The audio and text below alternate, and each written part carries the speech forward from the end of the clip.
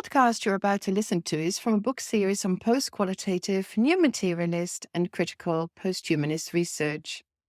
I'm Karen Murris and chief editor of this new Routledge series. You can find it on the following website, www.postqualitativeresearch.com. Our chapter's called Octopus Aesthetics, and we are Maggie Roberts, that's me, and Delphi Carstens, who will introduce himself in a moment. We're looking at the octopus as an inspiration for different kinds of pedagogy and being human in the world. It's based on our experiences swimming and diving in the kelp forests of the Great African Sea Forest off Cape Town's Atlantic coast, where in fact the Craig Foster's My Octopus Teacher was filmed, and we often see him when we're diving. So I'm an artist. I'm part of a collaboration called Orphan Drift, which works with people across Cape Town, London and San Francisco, and Delphi's a frequent long-time collaborator with us. So Delphi, a little bit about you.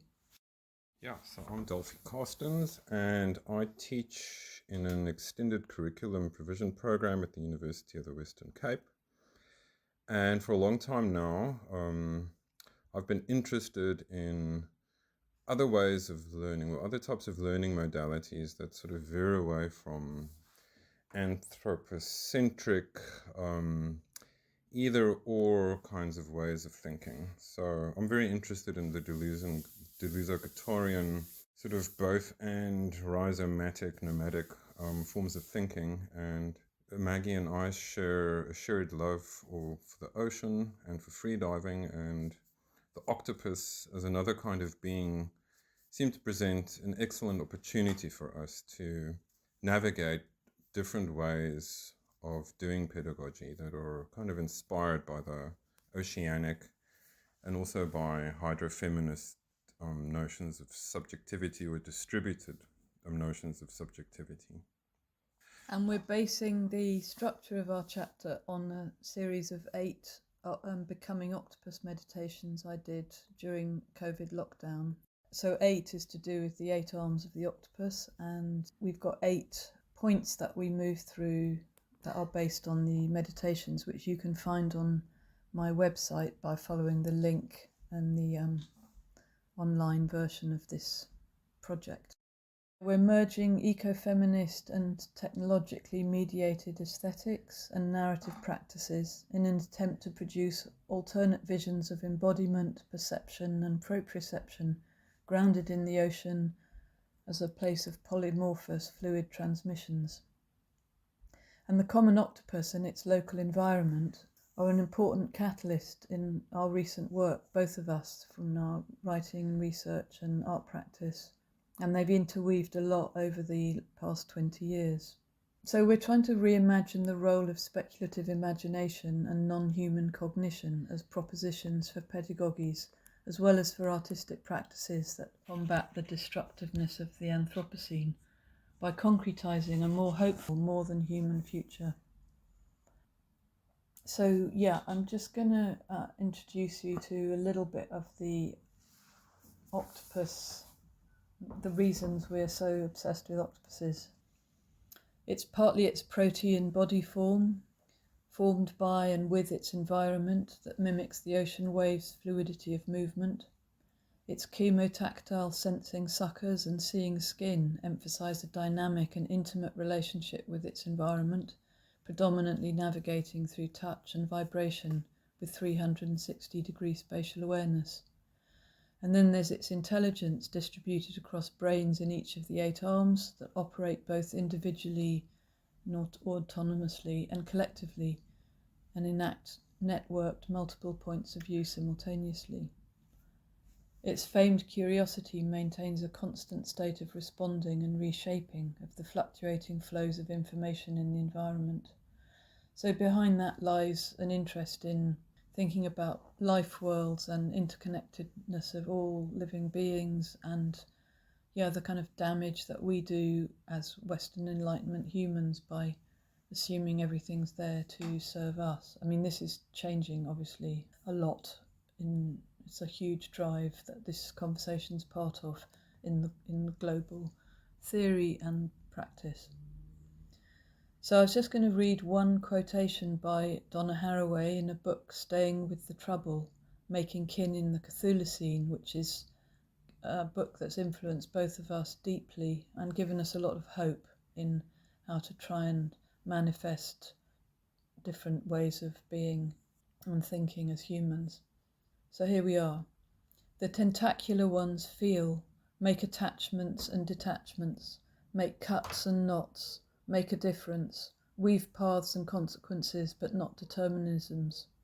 The patterning of possible worlds at possible times, gone, here and yet to come, across human, non-human material, technological, virtual realms. The tentacular are not disembodied figures. They are human. They are jellyfish, fibrous, microbial, fungal, rooted, tendrilled. Also neural nets and networks, cloud and interlaced electronica. They're collectively producing systems that do not have self-defined spatial or temporal boundaries. The systems are evolutionary and have capacity for surprising change. So we sort of have mapped a lot of the research we've done in marine biology and by embodied experience in the ocean, like the way an octopus can help us to rethink pedagogies that Delphi's been talking about. There's a whole thing about privileging being in a constant state of becoming, touch, unreadability, noise, non-coherence and uncertainty.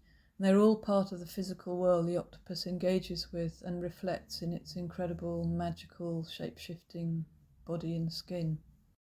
Philosophically and pedagogically, we're sort of working with concepts like ecosophy. Now, ecosophy is a term that we've kind of taken from Felix Guattari, and particularly in his work with Gilles Deleuze. And ecosophy is about cultivating a kind of more fluid notion of subjectivity and cultivating more fluid subjects that are kind of able to ward off the entropic rise of anthropocentric hubris and as well the alarming passivity that's generated by the machinations of international world capitalism. So the kind of basis of ecosophy is that we need to challenge the modes whereby we perceive and produce the human, because without modifications to the social and material environment in which social reproduction and hence education take place, there can be no change to destructive and stupefied mentalities. And we're of course talking about anthropocentric mentalities. Ecosophy is about attempts, political, literary, artistic, pedagogical, to realize and put into practice what Guattari calls an ethico-aesthetic paradigm that underscores the irrefutable interconnections between the three ecological registers, namely the self, society, and the more than human environment. Ecology is not the sole provenance of nature lovers or qualified specialists, but it's something that we are all immersed in. It's aesthetic because it's perceptual, and it's ethical because it has implications. The ways in which we think and conceptualize the world have ethical implications that are also relational. And they have to do with perceptual embodiment and how we see ourselves as embodied, and how also we see other creatures not only as embodied but also as cognitive. So ecosophy asks us to question the whole of humanist subjectivity and capitalist power formations, and it breaks with ideas of humanistic progress and techno-scientific mastery to underscores the limits of our techno-scientific power, and it highlights the urgency of seeking out alternative ecosophical perspectives. So what we've done in this chapter is we've gone through the octopus meditations, and there are 8 of them, to kind of underscore how ecosophy can work by thinking with a creature like the octopus. Just a final word, obviously we are working in this kind of chapter with animist perspectivalism, which repudiates the separatist and hierarchical fiction that only one being, the human being, has a perspective. So what we're doing is we're working with another kind of being, the octopus, as a kind of an avatar or a stand-in for the other kinds of perceptions and beings that are out there in the world, including the technological. So yeah, that's what the chapter is about, and we hope you enjoy it. Yeah, we really hope you enjoy it, and would encourage everyone to get in the water, the ocean water, before and during reading this chapter or experiencing the meditations, if possible. Water being a fluid environment, really challenging the visual sense that we prioritize, to become much more multisensory, to experience things without language, but as a kind of embodied consciousness and intelligence in this thick, beautiful, ebbing and flowing that is the ocean waves. And to think about this creature, the octopus, that literally pumps its outside through its insides, through its siphon, and moves water as jet propulsion and uses water as the chemical information flow that it accesses. And yeah, really it's an invitation, by thinking with the water, to be much more present in our environment. So yeah, enjoy the waves. Thank you for listening to this podcast. If you would like to know more about this chapter, please visit the website www.postqualitativeresearch.com. And please stay tuned for future podcasts.